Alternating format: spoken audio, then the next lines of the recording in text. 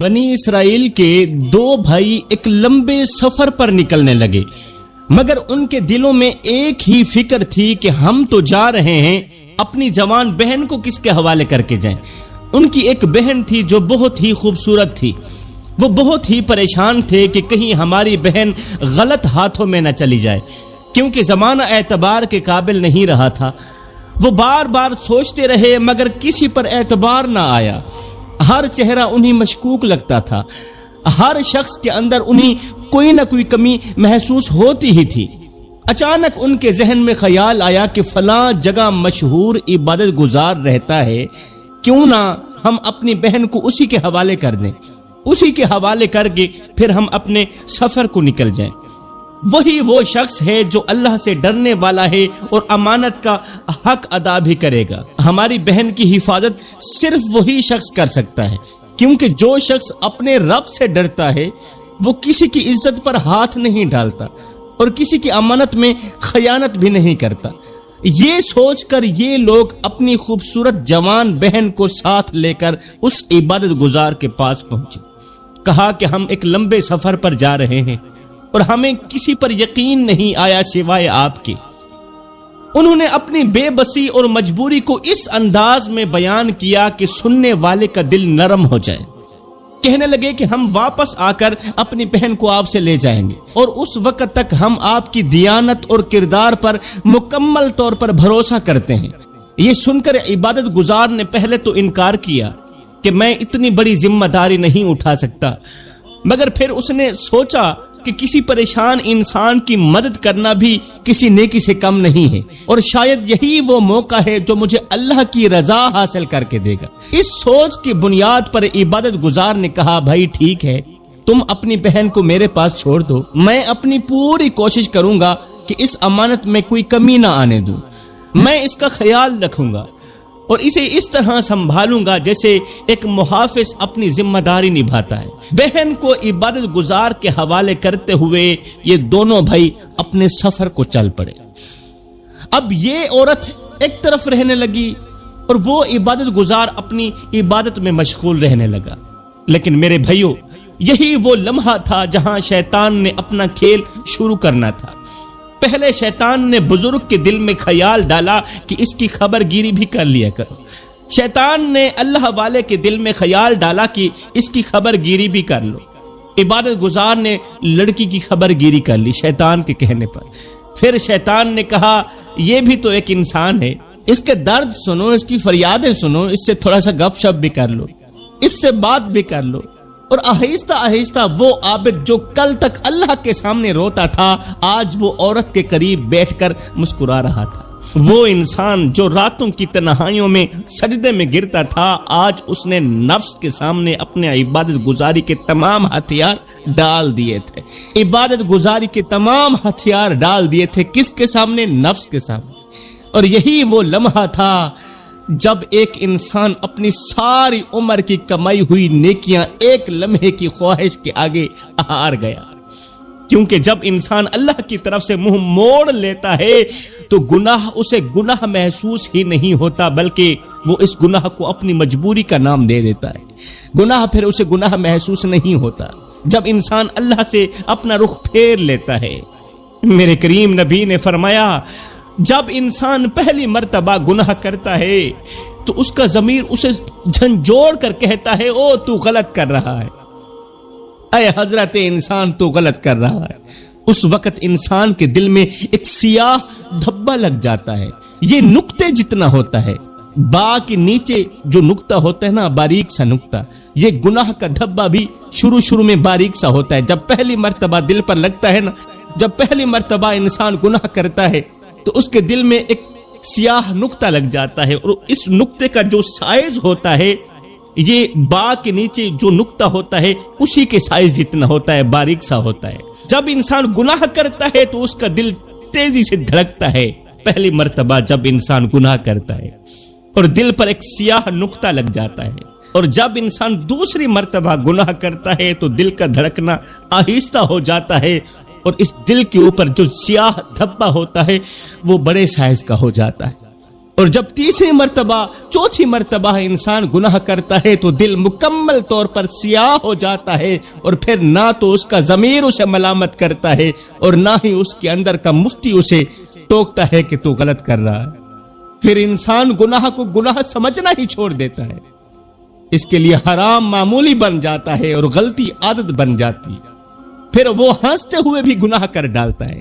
جب دل مکمل طور پر کالا ہو جاتا ہے، سیاہ ہو جاتا ہے، پھر انسان ہنستے ہوئے بھی گناہ کر ڈالتا ہے، چلتے ہوئے بھی گناہ کر ڈالتا ہے۔ اسے پتہ ہی نہیں ہوتا کہ وہ کتنی بڑی تباہی کی طرف جا رہا ہے۔ اس کا دل اتنا سخت ہو جاتا ہے کہ نہ نصیحت اس پر اثر کرتی ہے اور نہ ہی کسی کی بات اس کے دل کو چھوتی ہے۔ اور یہی وہ خطرناک مقام ہوتا ہے جہاں انسان تو زندہ ہوتا ہے مگر اس کا دل مر چکا ہوتا ہے، اور جب دل مر جائے تو پھر انسان کے لیے ہدایت کے دروازے بھی بند ہونے لگتے ہیں۔ خیر، شیطان نے کہا یہ لڑکی بھی تو انسان ہے، اس سے حال چال بھی تو پوچھنا چاہیے نا، اسے بھی تو وقت دینا چاہیے نا۔ شیطان کی باتوں پر آ کر عبادت گزار نے نماز چھوڑ دی، عبادت گزار نے ذکر چھوڑ دی، خوبصورت لڑکی کی آواز کے سحر میں کھو گیا، نگاہیں جھکانے کے بجائے اٹھنے لگی، پیشانی جھکنے کے بجائے لڑکی کے سامنے اٹھنے لگی، سوچ بدلنے لگی اور نفس نے عبادت پر غلبہ پانا شروع کر دیا، شیطان کے بہکاوے میں آ کر، یہاں تک کہ عبادت گزار وہ گناہ کر بیٹھا جو گناہ ساری زندگی کی عبادت کو ایک سیکنڈ کے اندر ملیا میٹ کر دیتا ہے۔ عبادت گزار شیطان کے کہنے پر وہ گناہ کر بیٹھا، اس نے اپنے اس گناہ کو چھپانے کے لیے ایک اور بڑا گناہ کر دیا کہ اس خوبصورت لڑکی کو جان سے ہی مار دیا۔ اور یہ وہ لمحہ تھا جہاں ایک گناہوں کی زنجیروں، خطاؤں اور لغزشوں کی گہرائیوں میں بدلنے لگا ایک گناہ۔ پھر وہ سوچنے لگا کہ اب کیا کروں، لڑکی کو جان سے ختم کرنے کے بعد عبادت گزار سوچنے لگا کہ اب کیا کروں، کہاں جاؤں، کیسے بچوں، لیکن شیطان نے فوراً اس کے دل میں وسوسے اور بہکانے والے انداز ڈالے اور کہا تم پریشان کیوں ہوتے ہو، میں تمہیں تدبیریں اور بچنے کے طریقے بتاتا ہوں، تم اس طرح کرو، یہیں پر ایک گڑھا کھودو اور اسے دفن کر دو، یہ راز، یہ حقیقتیں اور یہ جرائم سب مٹی میں چھپ جائیں گے اور کسی کو کچھ پتہ بھی نہیں چلے۔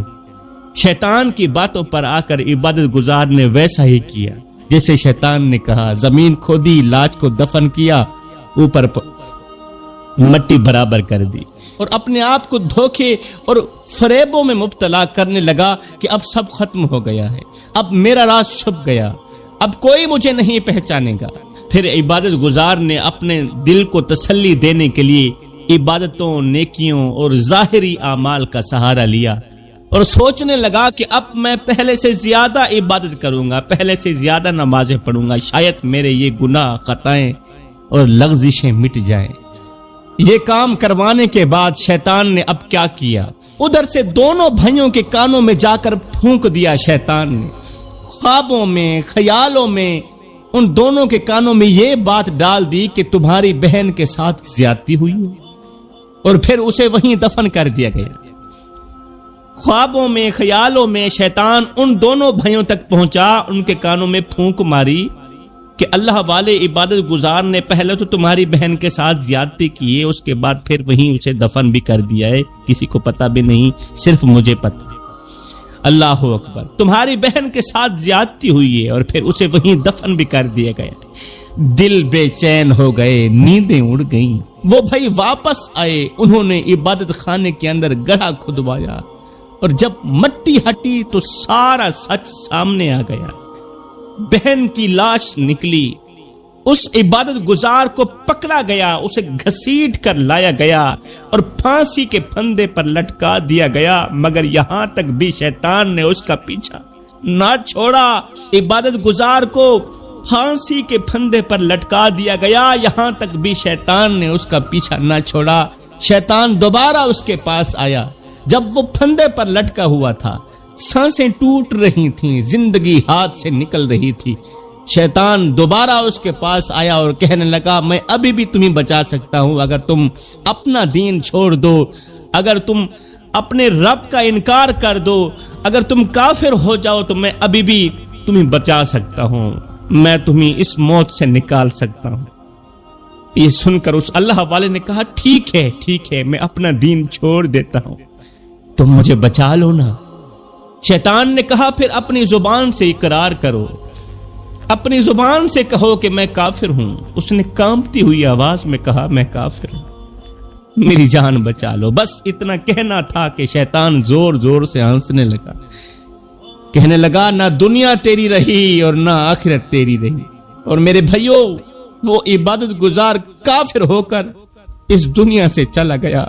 یہ انجام ہوتا ہے اس انسان کا جو کسی بھی گناہ کو معمولی سمجھ لیتا ہے۔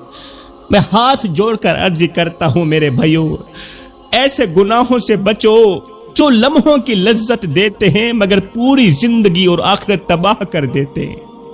خدا را میرے بھائیوں، ایسے گناہوں سے بچو جو ہماری عبادت کو ایسے کھا جاتے ہیں جس طرح آگ لکڑیوں کو کھا جاتی ہے۔ کیونکہ جب آگ لگتی ہے تو وہ یہ نہیں دیکھتی کہ لکڑی کتنی قیمتی ہے، کتنی محنت سے جمع کی گئی ہے، آگ سب کچھ جلا کر راکھ کر دیتی ہے۔ بالکل اسی طرح ایک گناہ بھی انسان کی سالوں کی عبادت کو پل بھر میں ختم کر دیتا ہے۔ جیسے ایک مضبوط عمارت ہوتی ہے جسے برسوں لگا کر، عرصہ لگا کر بنایا جاتا ہے، مگر ایک چھوٹی سی چنگاری اسے لمحوں میں زمین بوس کر دیتی ہے۔ جسے صاف شفاف پانی کا دریا ہوتا ہے، مگر اس میں ایک قطرہ زہر ڈال دیا جائے تو وہ سارا پانی پینے کے قابل نہیں رہتا۔ جیسے سفید کپڑا ہوتا ہے، اگر اس پر ایک چھوٹا سا داغ لگ جائے تو وہ کپڑا پہننے کے قابل نہیں رہتا، بدصورت بن جاتا ہے، اور لاکھ دھونے کے بعد بھی وہ نشان باقی رہتا ہے۔ ایسے ہی گناہ دل پر ایسے نشان چھوڑ جاتے ہیں جو انسان کا تن بھی گندا کر دیتے ہیں، انسان کا من بھی گندا کر دیتے ہیں۔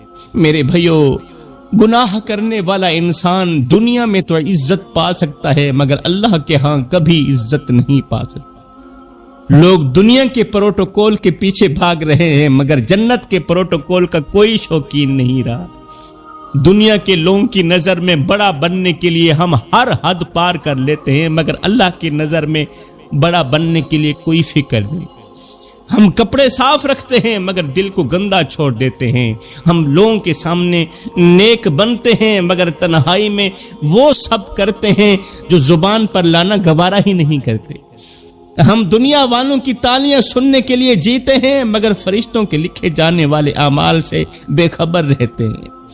یاد رکھو میرے بھائیوں، جس دن قبر میں اترو گے وہاں نہ پروٹوکول ہوگا، نہ عزت کے نام کے بینر ہوں گے، وہاں صرف اعمال ہوں گے اور وہی اعمال فیصلہ کریں گے کہ تمہاری اصل حقیقت کیا ہے۔ اس لیے سنبھل جاؤ، ابھی بھی وقت ہے، کہیں ایسا نہ ہو کہ دنیا کی عزت کے پیچھے بھاگتے بھاگتے آخرت کی عزت ہمیشہ کے لیے کھو بیٹھو۔ کیونکہ جس دن آنکھ بند ہوگی تو پھر نہ کوئی دوست ساتھ ہوگا، نہ کوئی تعریف کرنے والا ساتھ ہوگا۔ اس دن نہ عہدے کام آئیں گے، نہ شہرت بچائے گی۔ اس دن صرف وہی لمحے سامنے آئیں گے جو تم نے تنہائی میں گزارے تھے، جو تم نے بند کمرے میں گزارے، وہی گناہ سامنے کھڑے ہوں گے جنہیں تم نے چھپایا تھا، اور وہی سچ تمہیں جھنجھوڑے گا جس سے تم ساری زندگی بھاگتے رہے، وہی حقیقت تمہیں جھنجھوڑے گی جس حقیقت سے تم ساری زندگی بھاگتے رہے۔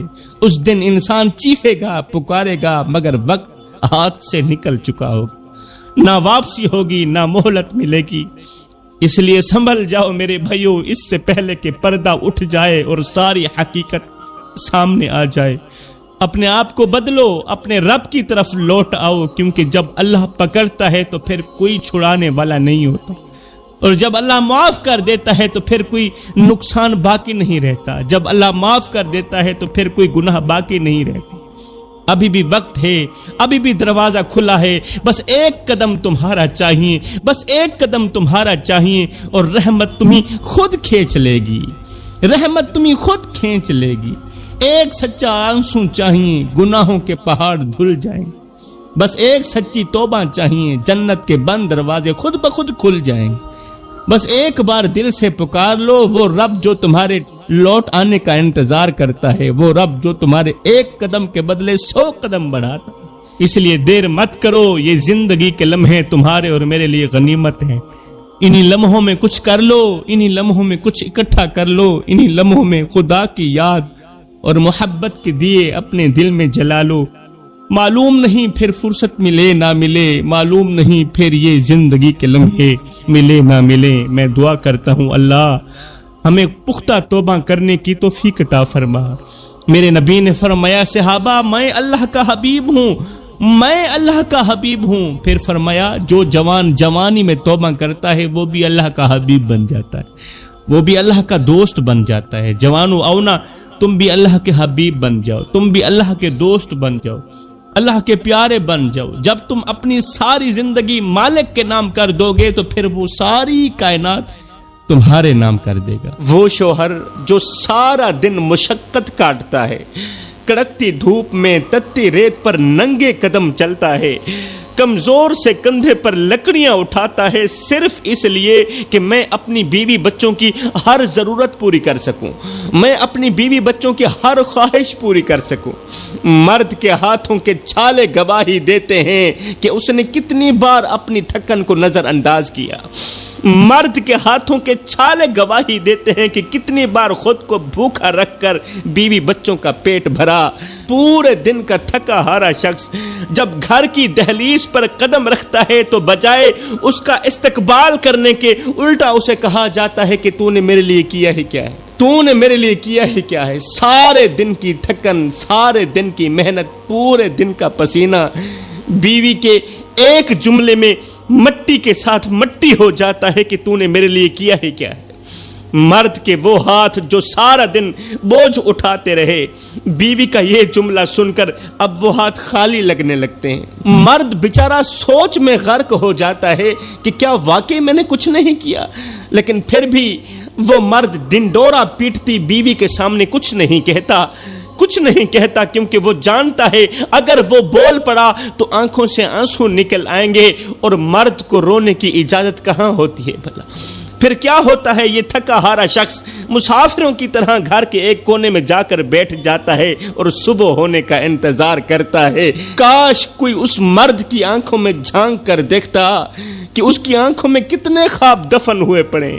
जब बीवी कहती है कि तूने मेरे लिए किया ही क्या है, तो ये जुमला सुनकर वो शख्स जिसे पूरे दिन की मेहनत ना रुला सकी, कड़कती धूप और तपती रेत जिसका कुछ ना बिगाड़ सकी, ना भूख रुला सकी, ना प्यास रुला सकी, मगर बीवी के एक जुमले ने उसे तड़पा कर रख दिया कि तूने मेरे लिए किया है क्या। मर्द अपने जख्मी हाथों को देखता है और अंदर ही अंदर कहता है हाँ हाँ मैंने कुछ नहीं किया, मैंने कुछ नहीं किया, मैंने अपनी जवानी तेरे नाम कुर्बान कर दी, मैंने अपनी जवानी लुटा दी, अपनी तमाम ख्वाहिशें तेरे कदमों पर कुर्बान कर दी, अभी मैंने कुछ नहीं किया। अपनी नींदें बेचकर तेरे लिए सुकून खरीदता रहा, अभी मैंने कुछ नहीं किया। मैं रातों को जाग कर तेरे दिन को संवारता रहा, पूरी पूरी रात जाग कर अपनी नींदें कुर्बान करके तेरे लिए सुकून खरीदता रहा, अभी मैंने कुछ नहीं किया। तेरा पेट भरने के लिए मैंने अपना पेट खाली रखा, तेरे लिए दिन रात जलील ख्वार होता रहा कि मुझे कुछ मिले ना मिले, मगर मेरी बीवी बच्चों को रोटी का टुकड़ा मिल जाए, अभी मैंने कुछ नहीं किया। किस्सा मुख्तसर मेरे भाइयों, बीवी सारी जिंदगी यही डिंडोरा पीटती रही कि तूने मेरे लिए किया है क्या है, तूने मेरे लिए किया है क्या है, और मर्द कहता रहा हाँ हाँ मैंने कुछ नहीं किया, मैंने कुछ नहीं किया। कुछ ना करते करते आखिरकार शोहर इस दुनिया फानी से रुखसत हो गया। इन्ना लिल्लाहि व इन्ना इलैहि राजिऊन। शोहर मर गया, वक्त गुजर गया, अब ना दरवाजा खुलने की आवाज आती है, ना थके कदमों की आवाज आती है, अब ना कोई हाल पूछने वाला है, ना कोई दर्द सुनने वाला है, और ना ही कोई रोजी रोटी का बंदोबस्त करने वाला है। अब शौहर का वो जुमला हर वक्त बीवी के कानों में गूंजता रहता है, हाँ हाँ मैंने कुछ नहीं किया, ہاں میں نے کچھ نہیں کیا۔ جب یہ جملہ کانوں میں گونجتا ہے تو بیوی ویران گھر کی تنہائی میں بیٹھ کر کہتی ہے، او میرے شوہر، تو نے بہت کچھ کیا تھا، تو نے بہت کچھ کیا تھا میرے لیے، مگر میں تیرے ساتھ وفا نہ کر سکی۔ تو نے بہت کچھ کیا تھا میرے لیے، میں تجھے آرام نہ دے سکی، تجھے اپنا نوکر سمجھتی رہی، مگر میں تیری غلام نہ بن سکی۔ آج بیوی شوہر کی قبر سے لپٹ کر کہہ رہی ہے، رو کر کہہ رہی ہے، او میرے سرتاج، واپس لوٹ آ، تیرے بغیر یہ دنیا ادھوری ہے۔ او میرے ہم سفر، ایک بار آنکھیں کھول کے دیکھ، میں وہی ہوں جو تجھے پہچان نہ سکی، میں وہی بدبخت ہوں جو دنیا میں تیری قدر نہ کر سکی، مگر آج تیری ایک جھلک دکھنے کو ترس رہی ہوں۔ بیوی شوہر کی قبر سے لپٹ کر روتی ہے، کہتی ہے، او میرے پیارے، تیرے چلے جانے کے بعد، تیرے مر جانے کے بعد میرے بچے یتیموں کی سی زندگی گزار رہے ہیں، وہ دوسروں کا بچا ہوا کھانا کھاتے ہیں، اور تیری بیوی دوسروں کے اترے ہوئے کپڑے پہنتی ہے۔ خدا را میری بہنوں، اپنے زندہ وارثوں کی قدر کرو، جن کے وارث مر جاتے ہیں نا، وہ پھر ساری زندگی زندہ لاشیں بن کر جیتی ہیں۔ خدا را ان کے تھکے قدموں کو محسوس کرو، ان کے خاموش درد کو سمجھو، اور انہیں یہ احساس دلاؤ کہ وہ اکیلے نہیں ہیں۔ صرف عورتوں کا ہی رونا کیوں روں میں؟ آج کل کے مرد بھی تو عورتوں سے کم نہیں ہے نا۔ رشتے کی بربادی صرف بیوی کی طرف سے نہیں ہوتی، شوہر کی طرف سے بھی ہوتی ہے۔ ایک عورت کے ساتھ آپ کا کسی بھی طرح کا کوئی تعلق نہیں تھا، صرف نکاح ہی ہوا تھا کہ اس غیر اور اجنبی عورت کو اللہ نے آپ کا جسم بنا دیا، صرف نکاح ہی ہوا تھا۔ ایک غیر عورت کو اللہ کے دین نے آپ کا جسم بنا دیا، صرف نکاح ہی ہوا تھا۔ میرے بھائی، اگر فرصت ملے تو سوئی ہوئی بیوی کے چہرے کو غور سے دیکھنا۔ یہ وہ عورت ہے جس نے آپ کو دیکھا بھی نہیں تھا، یہ نہ تمہاری عادتوں کو جانتی تھی، نہ تمہارے مزاج کو پہچانتی تھی، صرف ایک نکاح ہی ہوا تھا کہ اس نکاح نے اسے اپنی ساری دنیا چھڑوا کے رکھ دی۔ یہ وہی عورت ہے جو اپنی ساری دنیا چھوڑ کر تیرے پاس آئی، صرف اسی یقین کے ساتھ کہ آپ اس کے لیے سایہ بنو گے، آپ اس کے لیے سایہ بنو گے، اس کے ساتھ وفا کرو گے۔ مگر آپ تو سایہ نہ بن سکے، وہ عورت آپ کا سایہ ضرور بنی۔ آپ تو بیوی کا سایہ نہ بن سکے، مگر بیوی آپ کا سایہ ضرور بنی۔ آج وہ تمہاری نوکری کے ساتھ ساتھ وہ تمہارے 5 بچوں کی بھی نوکری کرتی ہے۔ آپ اولاد کے لیے ترس رہے تھے، ایک بیوی ہی تھی جس نے موت کی سی اذیت پا کر تمہیں صاحب اولاد بنایا۔ آج آپ کی بیوی راتوں کو جاگتی ہے، آپ کے خون کو پالتی ہے، آپ کے بچے کو پالتی ہے۔ نیند پوری نہ ہونے کی وجہ سے آج اس کے چہرے پر جھریاں پڑ گئیں، اس کے چہرے کا حسن سیاہی میں بدل گیا۔ وہ چہرہ جو کبھی روشنی بکھیرتا تھا، اب وہ تھکن میں ڈوبا ہوا ہے۔ وہ چہرہ جو کبھی روشنی بکھیرتا تھا، اب وہ چہرہ تھکن میں ڈوبا ہوا ہے۔ وہ جو کبھی آئینے کے سامنے گھنٹوں سجتی تھی، آج آئینے سے نظریں چراتی ہے۔ آج وہ عورت آئینے کے سامنے جانا پسند نہیں کرتی، وہ آئینے کے سامنے نہیں جانا چاہتی، اب وہ بس آپ کی اولاد کو پالنا چاہتی ہے۔ اور صرف اتنا ہی نہیں، وہ تمہارا غصہ بھی برداشت کرتی ہے، تمہاری بے رخی کو بھی محبت سمجھتی ہے۔ وہ بیمار ہو کر بھی کھڑی رہتی ہے، تھک بھی جائے تو مسکراتی رہتی ہے، صرف اس لیے کہ اس کا گھر آباد رہے۔ ایمان سے بتاؤ میرے بھائیوں، کتنا عظیم رشتہ ہے بیوی کا، اور بیوی اللہ کی طرف سے دیا گیا کتنا انمول تحفہ ہے۔ بیوی کی اتنی بڑی قربانیاں دینے کے بعد بھی مرد کہتا ہے، تو نے میرے لیے کیا ہی کیا ہے؟ سب کچھ تو میں نے ہی کیا نا۔ ذرا سی بات پر مرد کہتا ہے، اپنا منہ بند رکھو، اگر زیادہ بات کی تو طلاق کی پرچی ہاتھ میں پکڑا کر گھر سے باہر نکال دوں گا۔ کیا وفادار بیوی کے ساتھ ایسا کیا جاتا ہے؟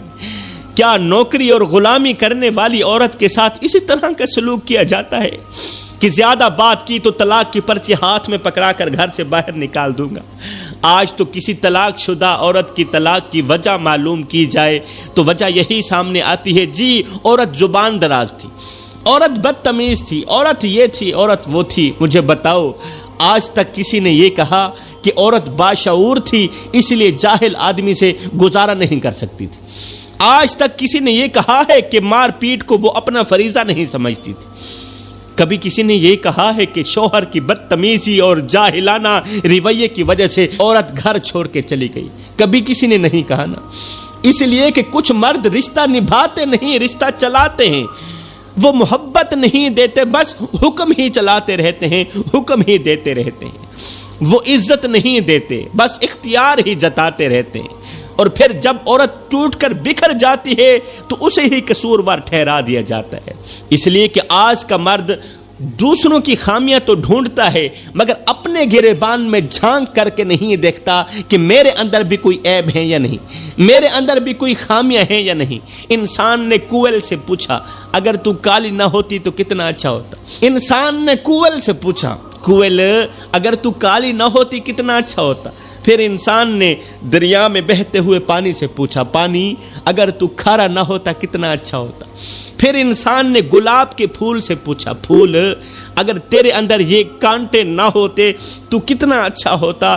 تینوں بول اٹھے، اے انسان اگر تیرے اندر دوسروں کے عیب ڈھونڈنے کی عادت نہ ہوتی تو کتنا اچھا ہوتا۔ آج کا انسان دوسروں کے عیب ڈھونڈنے کی کوشش کرتا ہے، بیوی کے عیب ڈھونڈنے کی، بیوی کی خامیاں ڈھونڈنے کی کوشش کرتا ہے مگر اپنے اندر جھانک کر کے نہیں دیکھتا کہ میرے اندر بھی کوئی عیب ہے یا نہیں، میرے اندر بھی کوئی خامیاں ہیں یا نہیں۔ اس لیے میں کہتا ہوں کہ کچھ مرد رشتے نبھاتے نہیں، بس رشتے چلاتے ہیں جس طرح گاڑی چلائی جاتی ہے۔ وہ محبت نہیں دیتے بیوی کو، وہ حکم ہی دیتے رہتے ہیں۔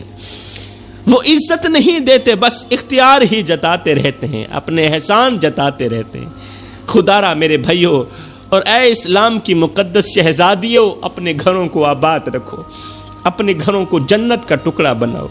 گھر اینٹوں اور دیواروں سے نہیں بنتا، گھر لہجوں سے بنتا ہے، گھر برداشت سے بنتا ہے، ایک دوسرے کے دکھ کو سمجھنے سے بنتا ہے۔